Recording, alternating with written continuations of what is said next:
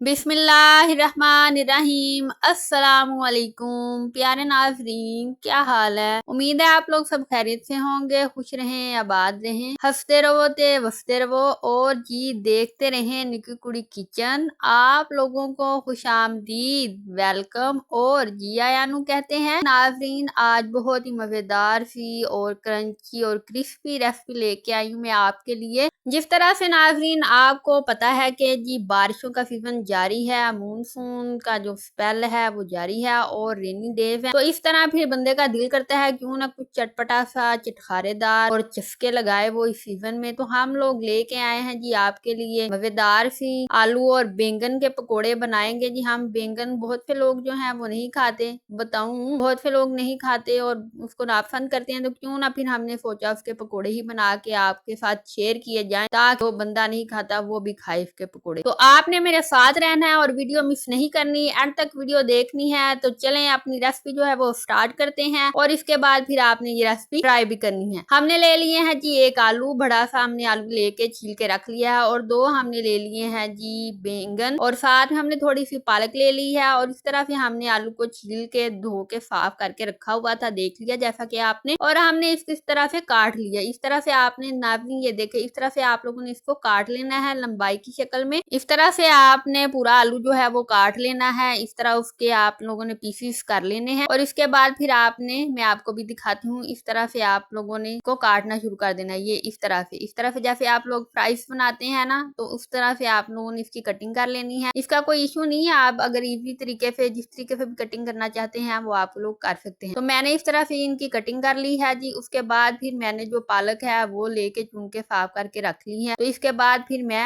आलू जो है ये मैंने काट लिए हैं इस तरह से, ये देखें ये इस तरह से जैसे फ्राइज होते हैं। तो अब हम ले लेते हैं जी बैंगन और उनकी कटिंग कर लेते हैं सेम इसी तरह से। अगर आप चाहें तो गुलाई में भी काट सकते हैं। एक बैंगन का मैंने छिलका उतार के तो उसको काट लिया है, और दूसरा बैंगन जो है मैं इसी तरह से काटूंगी। नाज़रीन, बहुत ही फ्रेश और प्यारे उस तरह के लंबे बताऊं आए हुए हैं बाजार में, तो आप भी जाएं इनको लाएं और बनाएं और चावलों के साथ खाएं। बहुत ही मजेदार होते हैं ये जो लंबाई वाले होते हैं, लंबे बताऊं होते हैं ना, ये बहुत मजे के बनते हैं। आप जरूर इनको बनाइएगा। उसके बाद नाज़रीन मैंने पालक लेके साफ करके तो अच्छी तरह से उसको भी काट लिया है। इस तरह से हमने अपना जो पकोड़ों का मसाला है वो काट लिया है। हमने इसमें बैंगन, आलू और पालक काट के रख ली है। अब सूखा धनिया इसमें मैंने ऐड कर दिया है, और इसमें मैंने हल्दी ऐड कर दी है, लाल मिर्च ऐड कर दी है, और इसके बाद मैं जी इसमें ऐड करने जा रही हूँ धड़ा मिर्च। ये मसाले हम ऐड करते जा रहे हैं साथ, और ये सूखी मेथी बहुत ही अच्छी होती है पकोड़ों के लिए। तो उसके बाद जी आ गई हमारी हरी मिर्चें और वो ऐड कर दी हैं, और ये हमने डाल दिया है जी इसमें नमक। तमाम मसाले हमने ऐड कर दिए हैं जी। अब पकोड़ों की जान रह गया हमारे पास जी बेसन। हमने बेसन लेके तो उसको अच्छी तरह से छान लिया है। नाज़रीन, आप इसको